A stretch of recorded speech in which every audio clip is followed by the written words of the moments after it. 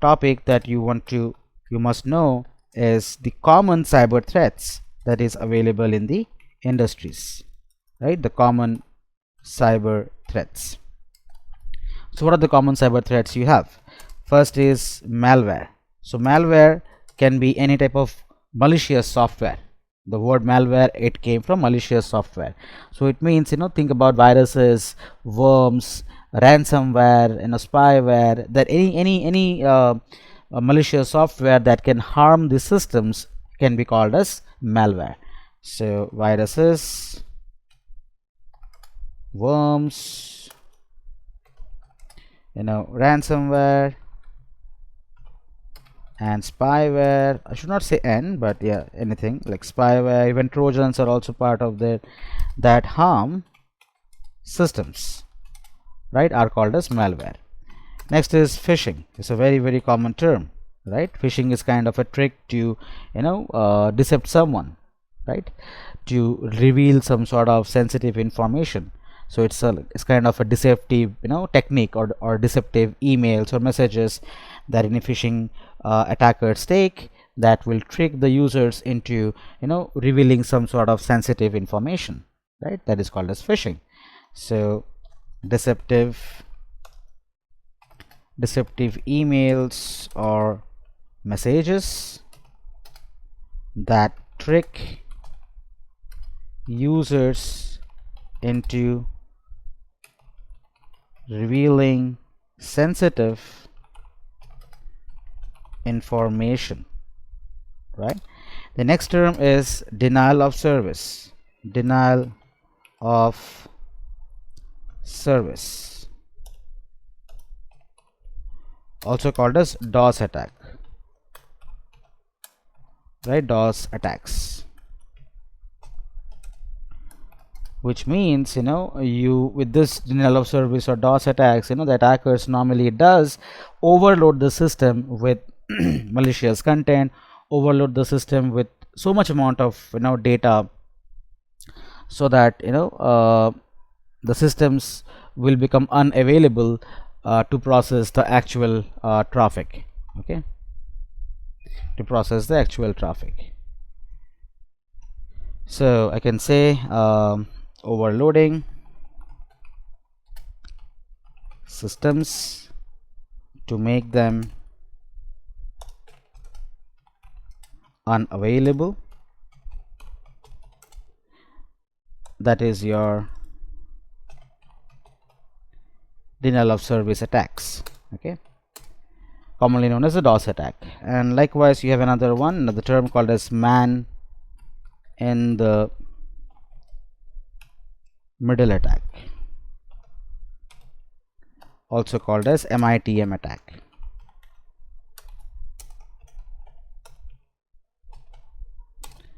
Okay, so where what happens is the data gets intercepted between two communicating parties by man in the middle, right? So there will be a spoofer or a data sniffer which can check what data is been transferred from point A to point B, and the data can be made with the incorrective measures. The data could be stolen, the data could be tampered with a lot of incorrect information.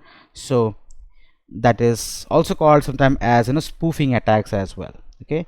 So man in the middle attack, so you can say like intercepting communication between two parties.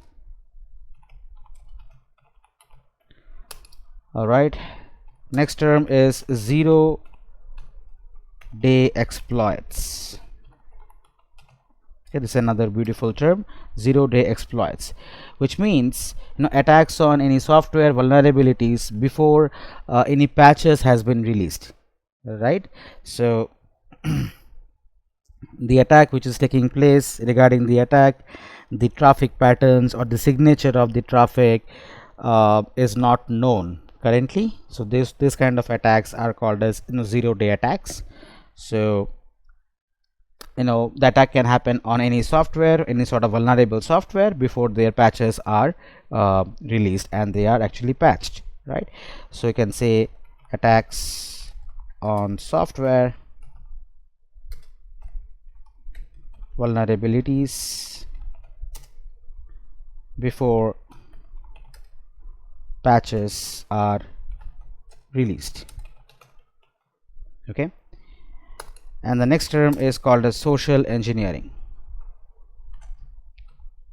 Social engineering. So this till here, if you know, it is better. So these are the different concepts that is part of, you know, common cyber threats, right, or come under common cyber threats. So social engineering, it's kind of manipulating people to gain any sort of unauthorized access to some corporate data or corporate information, right?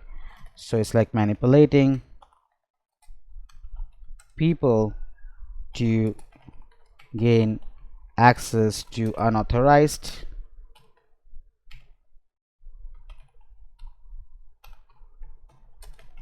data or corp resources. Okay, now as a administrator or as an engineer, what are the different measures you can take? So those are classified as cyber security measures. Okay, the different measures that we can take, right? First is implementation of network firewalls. Okay, so firewalls, it does a job, as we all know, you know, it does filtering of the traffic to block any sort of malicious connections or malicious, you know, data or malicious packets. So it does network, you know, traffic filtering, right? So by placing firewalls, by managing it in a right manner with proper configuration, the network traffic can be filtered to block any sort of unwanted malicious connections, right? So this is one of the security measure or cyber security measure which you can take. So filtering network traffic to block malicious connections. Second is, you know, having antivirus softwares.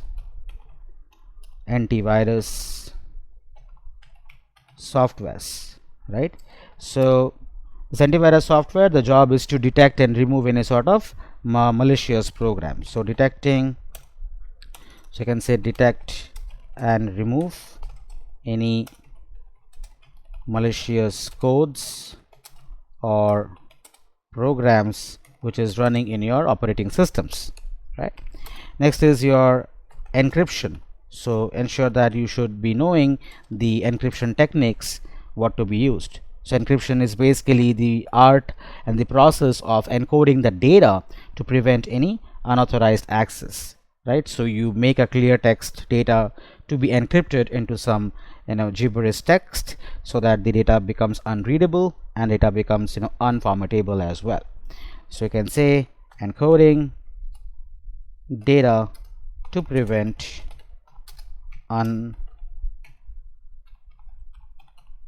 unauthorized access. Next security measure what you can take is called as MFA, or we can say multi-factor authentication, right, also called as MFA, where, you know, you can think of, you know, adding an extra verification step beyond just username and password, right? Adding extra verification, and this is part of authentication. Yeah, so when you're authenticating the user, this is part of that. So adding extra verification step beyond username and password method. Okay, so like you receive some OTP once you are trying to, let us say, access your email account. So you type in your username, type in your password, but you can also receive an OTP at your phone number, and once you verify the OTP digits, then only you are allowed to get the authenticated access, right? So this is part of MFA. All right, next measure you should take is, you know, regular software updates. That's important. So ensure that, you know, patching the softwares vulnerability, in patching any sort of vulnerabilities that is available in applications and operating systems are important, right? So patching any sort of vulnerabilities in applications and operating systems are required. Good. Next thing is network security.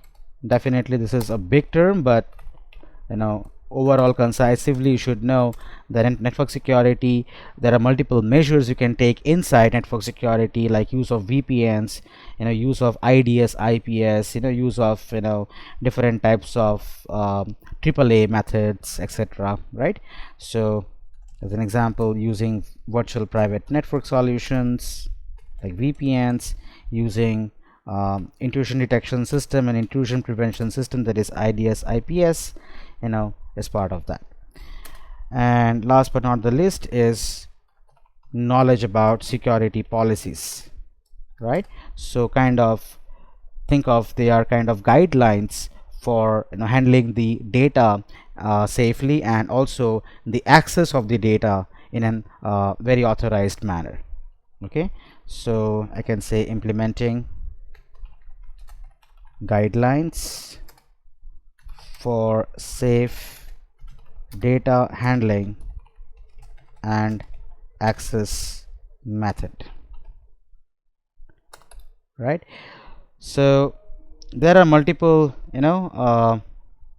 cybersecurity domains what you also have. So let me actually point out those different cybersecurity domains for all of you. The various cybersecurity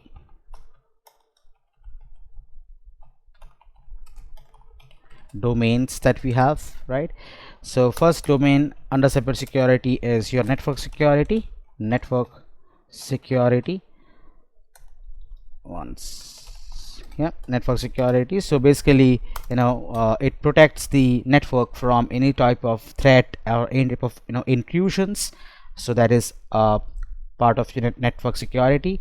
Next is your application security. So there is another domain called as application security.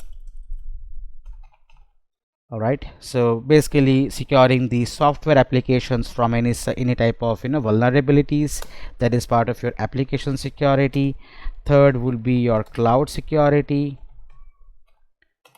So that your data is now moving to cloud, so protecting the cloud-based data and its services, they are part of your cloud security, right? The method that you take to protect the cloud-based data and the services of cloud computing is part of cloud security. Next, another cybersecurity domain which is very, very famous, it is called as endpoint security, right? Endpoint security, which means that you are securing the devices like computers, like phones, or like any sort of IoT devices, right? Internet of Things. So securing endpoints is that domain, right, where endpoint security is the domain. Another domain what we have is called as IAM, which is identity and access management. Okay, also called as IAM. So it's more of controlling the user access to various systems and various components within the organization, right? So which user should belong to which department, what roles, what privileges they should have, and which type of data they should be able to access, how to gather the logs of that particular user. So IAM is very big, but yeah, IAM is also part of the cybersecurity domain. Number 6 is your incident response. Incident response, so you can say also IR. Okay, incident response, sometimes it is also called with the term as IR, incident response.